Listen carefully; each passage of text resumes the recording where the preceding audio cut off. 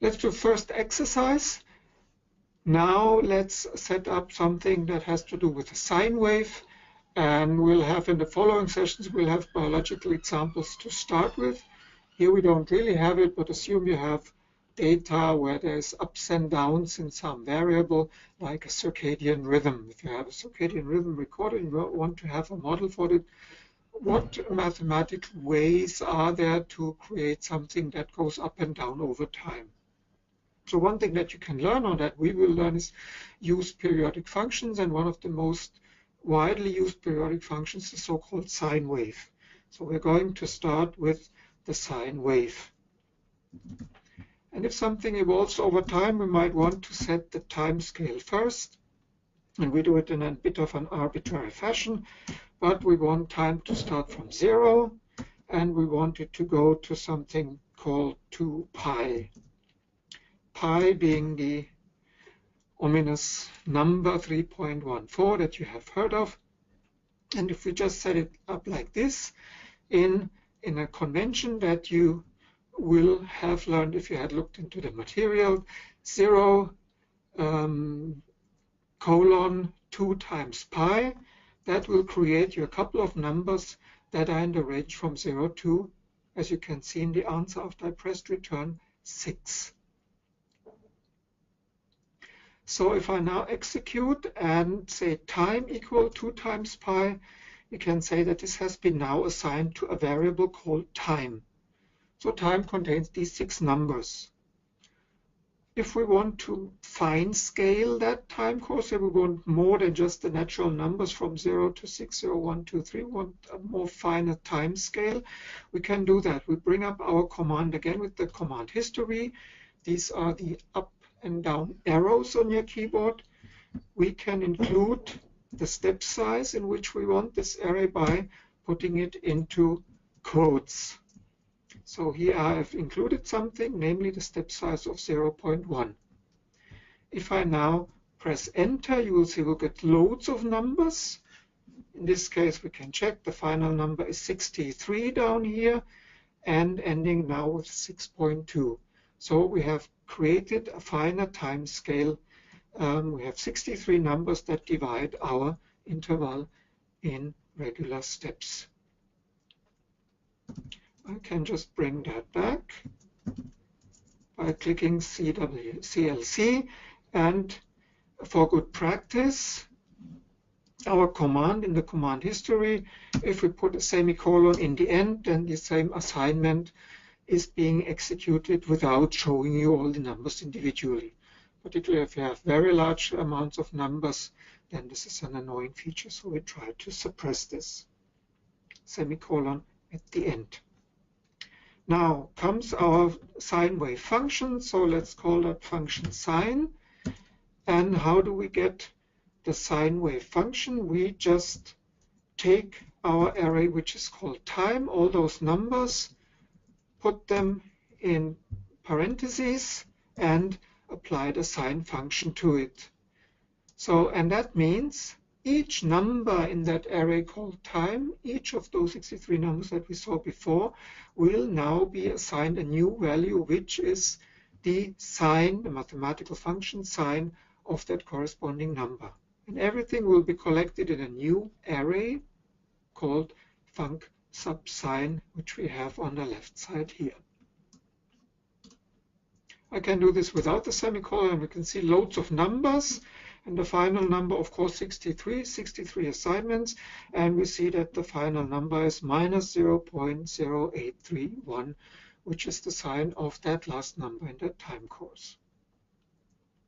So we can again have that a little bit cleaner if we put the semicolon at the end.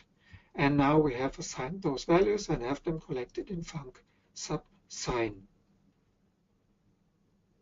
But these are just numbers. So the first thing, of course, now we want to see whether this has all worked and want to check it. So how do we do that? We use the command plot.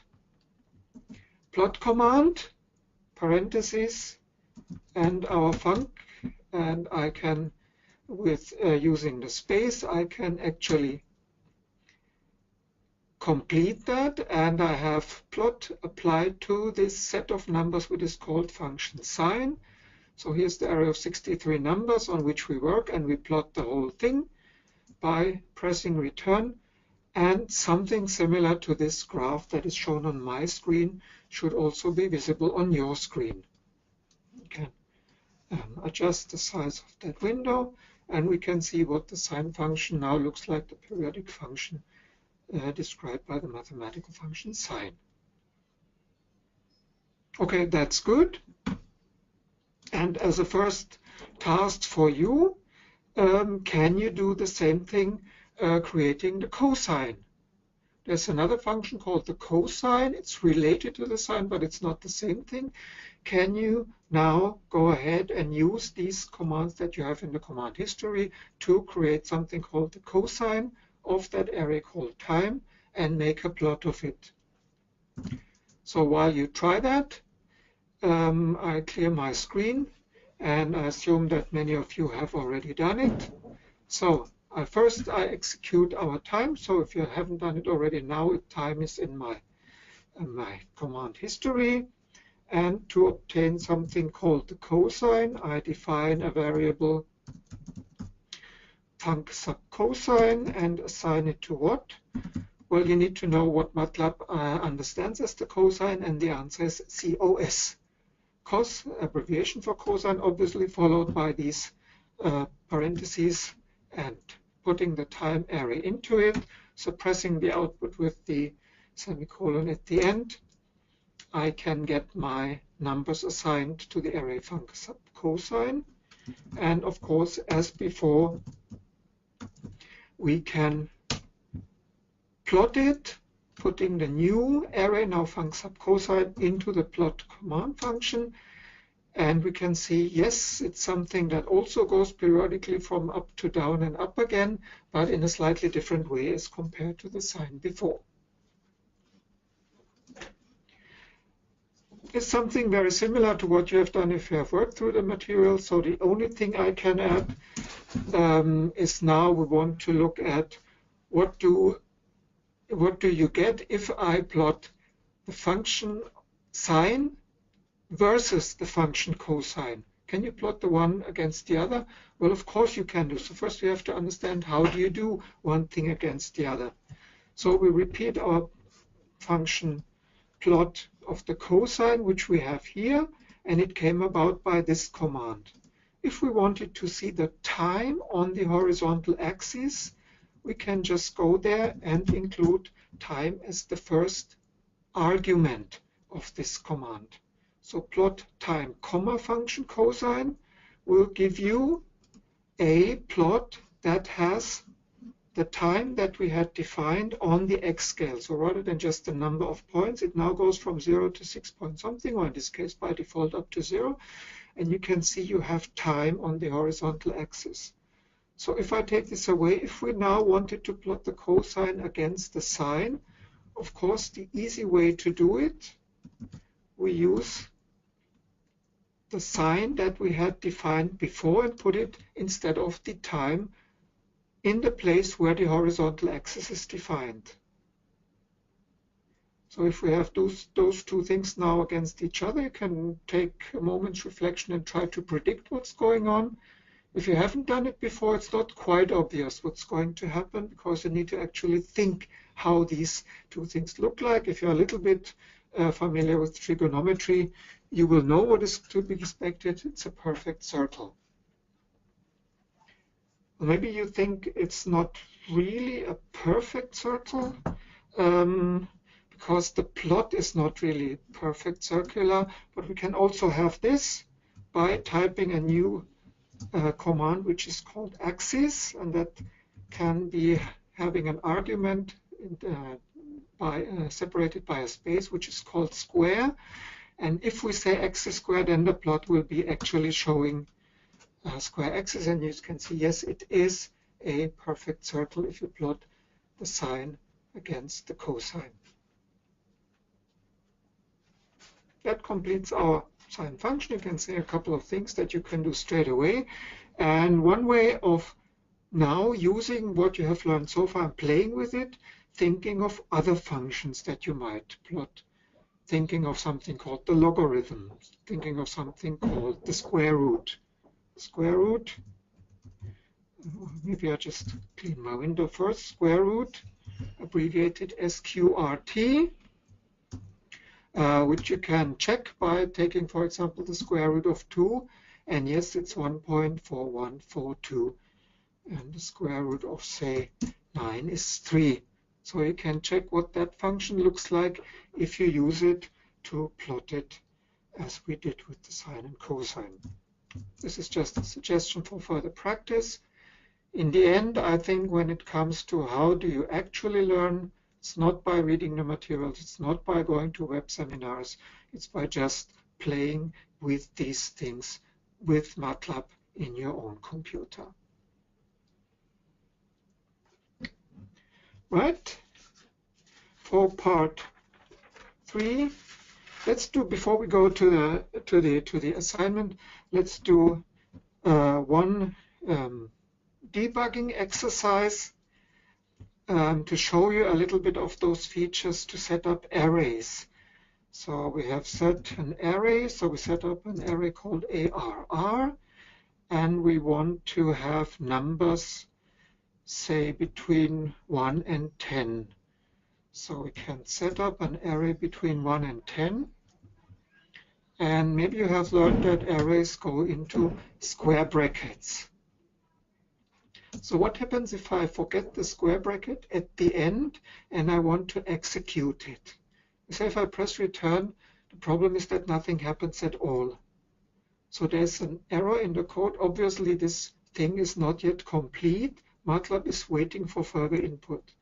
But what you have to check is square brackets open means there must be square brackets closed. So if I just type my square bracket closed at the end and press another input, now it actually works. And similar to what we had before, the numbers from 1 to 10, the natural numbers from 1 to 10 are nicely arranged in that array. And we've seen that you can do different types of spacings other than natural numbers. But one thing that you might want to do is to actually try and check in such a, can I use this if I don't have a natural numbers to start with? So clear how it works from 1 to 10. How would it work if I start from 1.1? And the only way to find out, there's no other way of knowing it, the only way to find it, you actually have to try it and see what does MATLAB do if I give it such an input like 1.1 up to 10 in integers. So in this case, it does make steps that are integers. So the distance between two of those numbers is always an integer of 1. But it starts from the first number that I've given it, and because that was 1.1, steps are now 1.1, 2.1, 3.1, and so on. And the final one is 9.1. The reason being that 10.0, the 10 that we sort of entered, is the limit, and 10.1 is beyond that limit, so MATLAB ignores it. So I have to be careful. In this case, we only get 9 numbers, but of course, this could be easily mended if I would say go from 1.1 to 10.1, and if I do this, we get actually that complete array from 1.1, 10 numbers from 1.1 to 10.1. And this is not so much because that this is very useful, but this means these things are your task now to go away to start exploring those things, putting in different inputs, and try to make sense of how is MATLAB interpreting your commands.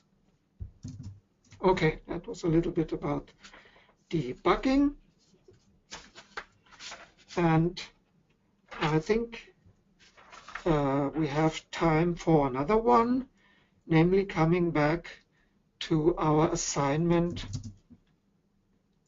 of the time array. So if we remember, we had assigned the time, and just for security, we'll assign it again, going to say 2 pi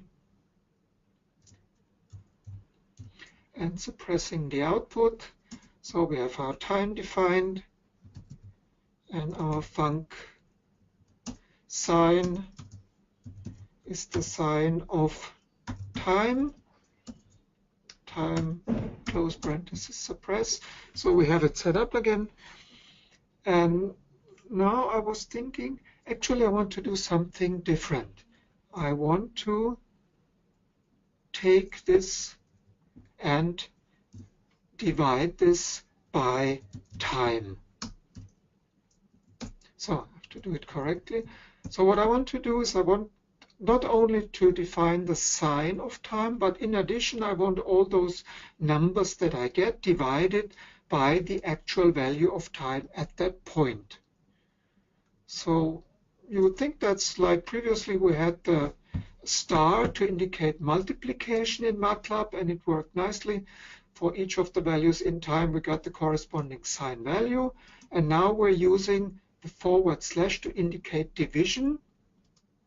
And what we want to do is to divide by time. So it seems MATLAB didn't come up with a complaint, so it seems that this worked. If I take away the semicolon at the end, we can see that something strange happened. So while it worked and there was no error message, what we find is that the output now is a single number. The func of sine, rather than 63 numbers as we had it before, it's now a single number, and it's minus 0.0772.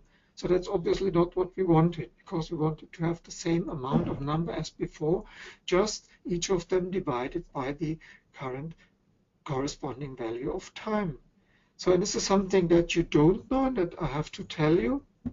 If you want MATLAB to make this division such that each number in the array sine of time is divided by the corresponding number in time, you have to use a bit of a more complicated way to indicate the division, and that's the division preceded by a period. So the dot or period in conjunction with the forward slash indicates that you want to have it number by number. So let's just go press enter and see what happens now. And if you do this, now we have each number divided by the corresponding value of time. And if I take this away, do it with the semicolon, we get the correct output. And for those who wonder what this looks like, of course, we can now look into what this function looks like. And so I say, as we did before, plot this newly assigned function sine func sub sine, and we can take a look. That's what it looks like. So it's different from the sign that we had before, and that, of course, the difference is due to the fact that we haven't really done the same thing, but we have done something differently in the assignment now.